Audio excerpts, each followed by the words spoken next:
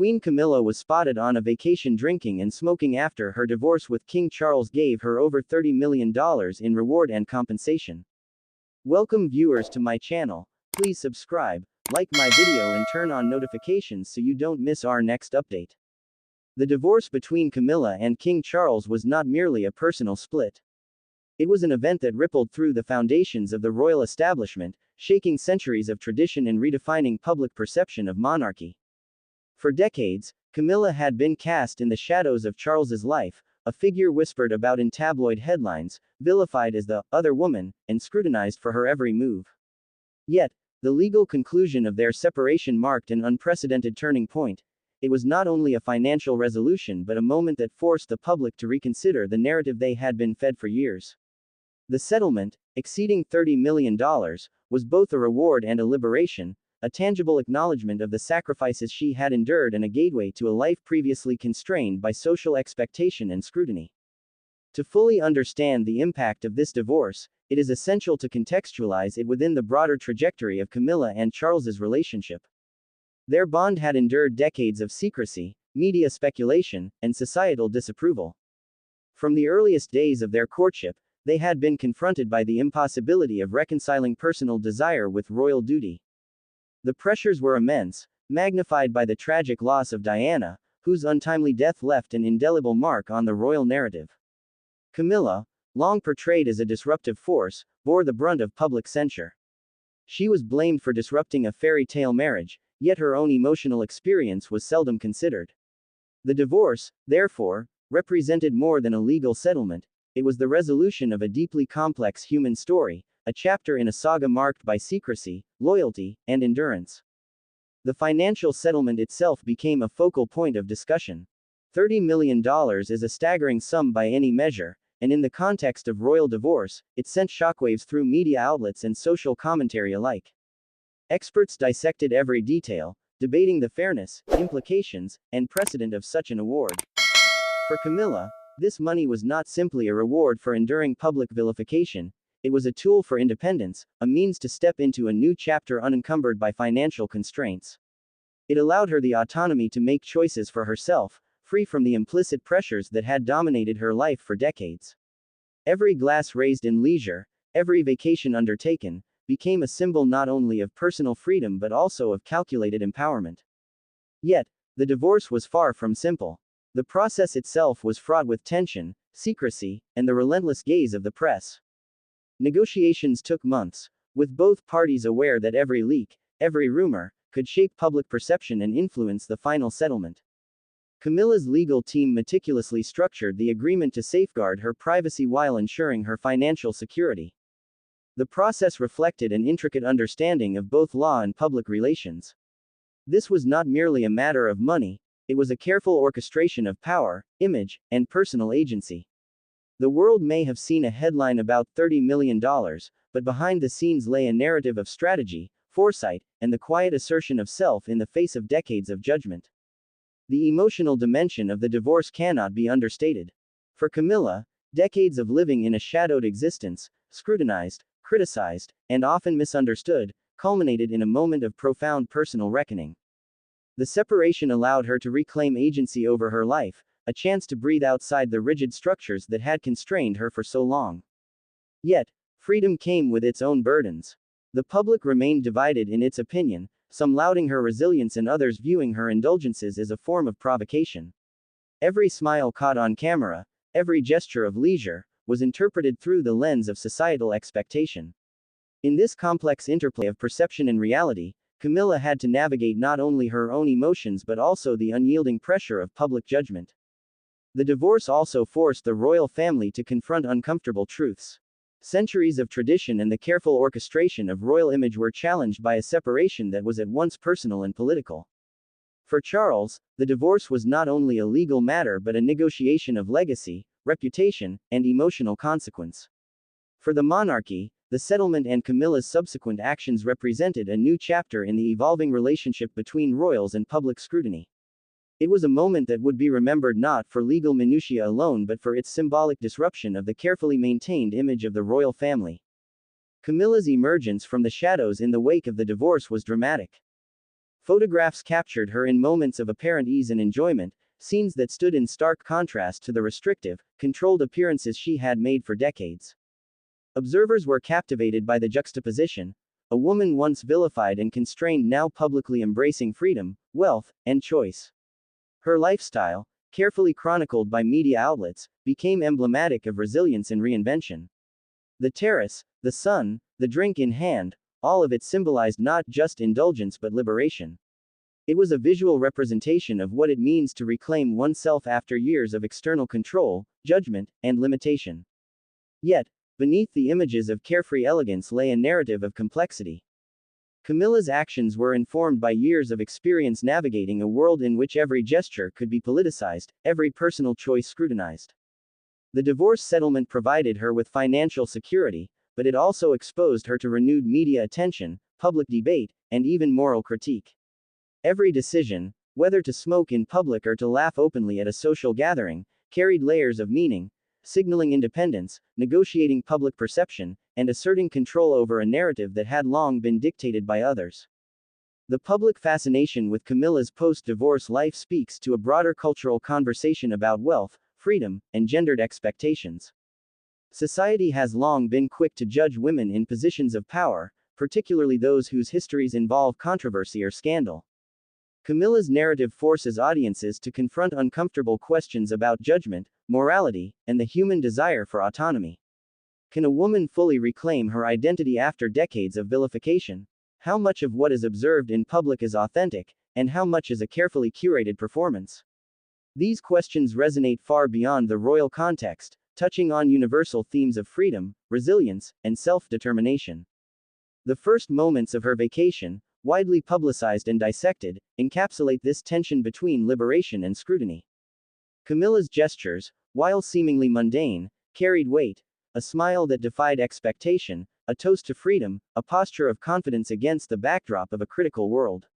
The images, though brief, conveyed a narrative that words alone could not capture, the story of a woman who had survived scandal, endured judgment, and emerged with both autonomy and agency. It was a reminder that liberation is not merely a legal or financial matter, it is also a deeply personal and emotional journey. The divorce and subsequent settlement, then, were not endpoints but catalysts.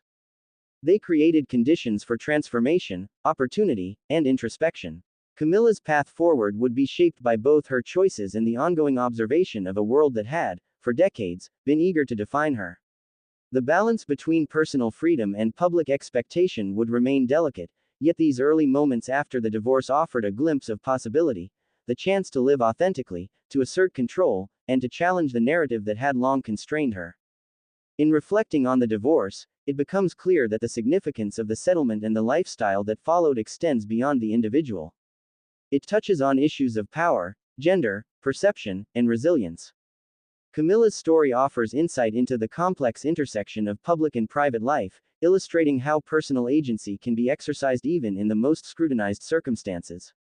Her journey from vilification to financial independence is not only a dramatic narrative but also a lens through which to explore broader societal themes, inviting reflection on what it means to reclaim one's life in the face of judgment, expectation, and historical narrative. The divorce that shook the palace, then, is not simply a matter of money or legal formalities. It is a story of endurance, strategy, and emotional reckoning. Camilla's emergence from this crucible marked the beginning of a new chapter, one defined by autonomy, visibility, and the complex negotiation between personal desire and public scrutiny. In the chapters that follow, we will explore the multifaceted dimensions of this transformation, the public perception of her actions, the intricate dynamics within the royal family, the strategic decisions that shaped her life, and the emotional realities behind the photographs and headlines. This is a story that transcends scandal. It is a story of liberation, resilience, and the profound human quest to define one's own destiny. Long before Camilla became the center of divorce headlines and sun-soaked vacation photos, her name carried with it a weight of public scrutiny that few could imagine. For decades, she had lived under the relentless gaze of the press, her every action, smile, or gesture dissected, analyzed, and often condemned. Unlike others in royal circles who could rely on mystique or ceremonial decorum to maintain a measure of privacy, Camilla's image was forged in controversy, cemented by a narrative she had little control over. She was cast, from the outset, in the role of the other woman, a label that would follow her for the better part of her adult life, shaping the public's perception in ways both subtle and overt. In the 1970s, Camilla Shand moved through elite social circles, her upbringing and connections positioning her near the corridors of influence and privilege. Her relationship with Charles began long before either of them could fully understand the weight of what it would become. It was a connection rooted in shared experiences and personal intimacy, but the world would soon interpret it through the lens of expectation, morality, and royal propriety. The media, hungry for scandal, quickly framed her as a threat to the idyllic image of the monarchy. The narrative was simple but damning. Camilla was the shadow cast over Diana's fairy tale, the obstacle to a perfect royal romance, the one who would disrupt public dreams. What is striking about Camilla's early public image is how much of it was constructed externally. Headlines often painted her in stark, moralistic terms, emphasizing transgression rather than nuance. Phrases like, the other woman, or, homewrecker, became shorthand, repeated across newspapers and television programs without consideration for her side of the story. In reality, her relationship with Charles was complex, rooted in history, emotion, and circumstance. Yet the public discourse rarely allowed for subtlety. Every action she took, whether attending a social event or making a charitable contribution, was interpreted through the lens of scandal, reinforcing an image that was difficult to escape. The arrival of Diana on the royal scene further intensified the scrutiny. Diana's youth, charm, and innocence captivated the public, and the media quickly constructed a dichotomy: Diana, the idealized princess, and Camilla, the villain lurking in the shadows. The comparison was relentless, often unfair, and it framed Camilla's identity in opposition to someone else's narrative rather than on her own terms. She was reduced to a supporting character in a story that had been written for her without her consent, a dynamic that shaped not only her public image but also her personal sense of self. Public perception was reinforced by the images captured by photographers and disseminated globally. Every meeting, glance, and public appearance became fodder for speculation. Paparazzi followed her movements, crafting a visual narrative of intrigue and, often, impropriety. Social commentary, fueled by gossip columns and talk shows, amplified the message: Camilla was someone to watch, someone to question, someone to judge. Yet in these images, there was also a subtle resilience, a quiet defiance that suggested she was not entirely shaped by the narrative imposed upon her. She moved with poise, responded with measured statements, and navigated a world that was often hostile with a combination of patience and discretion. Interestingly, Camilla's public image was not entirely negative. Within certain circles, she was recognized for her intelligence, her social acumen, and her capacity to engage with complex situations. She cultivated relationships, pursued charitable causes, and demonstrated a social awareness that many overlooked amid the noise of scandal. This duality, public vilification versus private respect, was central to understanding the complexity of her persona. While headlines portrayed her as morally suspect, those who knew her personally or professionally often described her as capable, resilient, and quietly influential. The tension between public perception and private reality shaped Camilla's strategies for navigating life in the public eye. She learned to anticipate criticism, to manage appearances, and to communicate selectively, understanding that every gesture could be reframed as evidence for the ongoing narrative constructed around her. The lessons she absorbed in those years would later serve her well, particularly in the months and years following her divorce, when media attention intensified and her personal choices were subjected to unprecedented scrutiny. Another important factor in Camilla's pre-divorce image was the evolving media landscape. In earlier decades, tabloids were influential but limited in reach compared to the digital age. By the time the 1990s and early 2000s arrived, 24-hour news cycles, online forums, and social media amplified scrutiny exponentially. Camilla, who had spent years learning to navigate traditional press channels, now faced a world in which her actions could be broadcast and dissected globally in real time. Every appearance, every smile, every misstep, or perceived misstep, was magnified, creating a cumulative effect that shaped decades of public perception. Her image was also shaped by cultural and societal expectations of women, particularly those associated with royalty.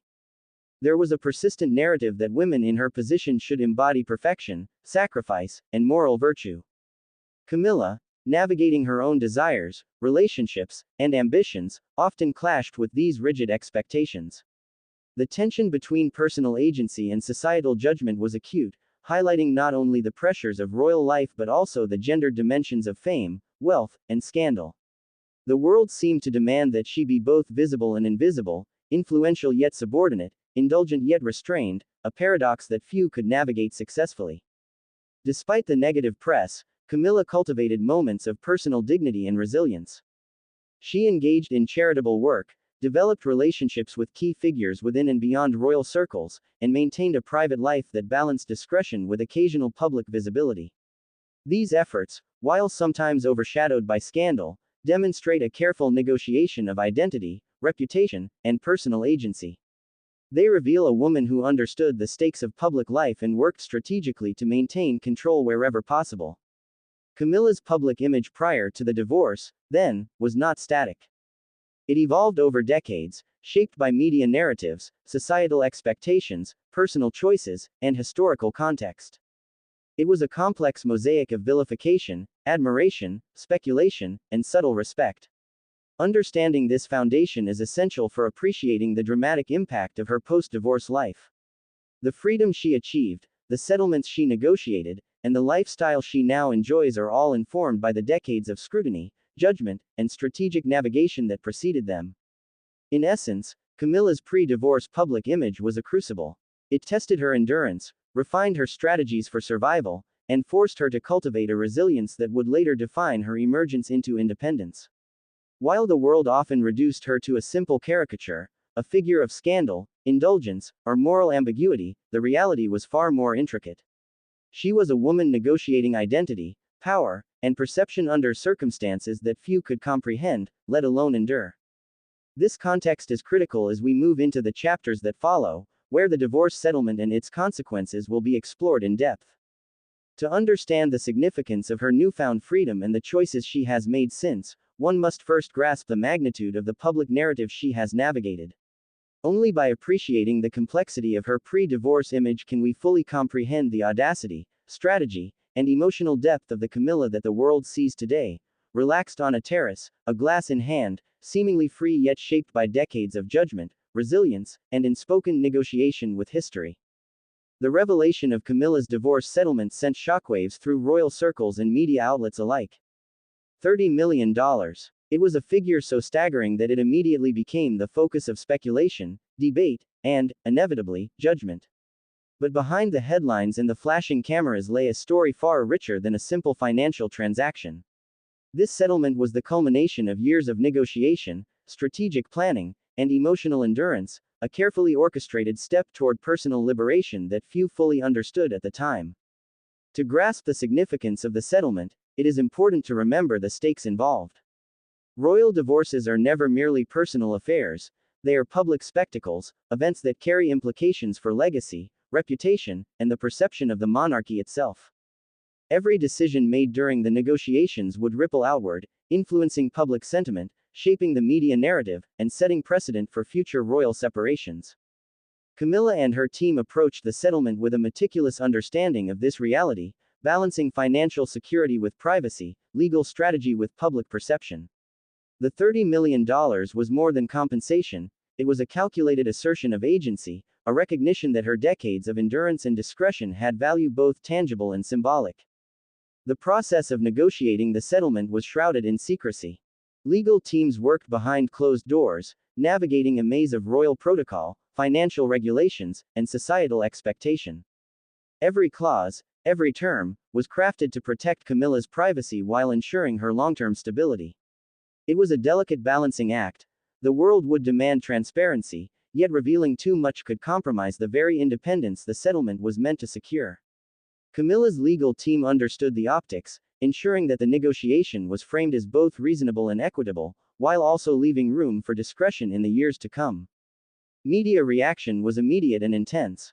Newspapers, television channels, and online forums exploded with analysis and conjecture. Headlines emphasized the size of the settlement, the seeming audacity of a royal figure receiving such a sum, and the implications for public perception of wealth, power, and morality. Commentators debated whether $30 million was excessive, appropriate, are symbolic of a shifting cultural understanding of women in positions of influence. Each interpretation reflected a broader societal dialogue about fairness, independence, and the expectations placed upon women who dared to assert their rights. Yet, behind the media frenzy, there was another layer to the story, the human dimension. For Camilla, the settlement represented more than just money, it was freedom. It was the ability to make choices without constraint, to define her life on her own terms, and to step into a world where her decisions would no longer be dictated by scandal, expectation, or judgment. $30 million was not merely a numerical figure, it was a key that unlocked a new chapter of autonomy, offering opportunities that had been denied or constrained for decades. Every vacation, every public appearance post-settlement, carried the weight of this newfound agency. Experts in royal law and high-profile divorces quickly weighed in. Legal analysts explained that the settlement reflected both precedent and negotiation skill, noting that such awards are rare and often subject to intense scrutiny. Wealth management professionals emphasized the importance of structuring such settlements to provide long-term security while preserving flexibility, pointing out that Camilla's careful approach demonstrated foresight and strategic thinking. These analyses added depth to the public understanding of the settlement, highlighting that it was not merely an extravagant windfall but a calculated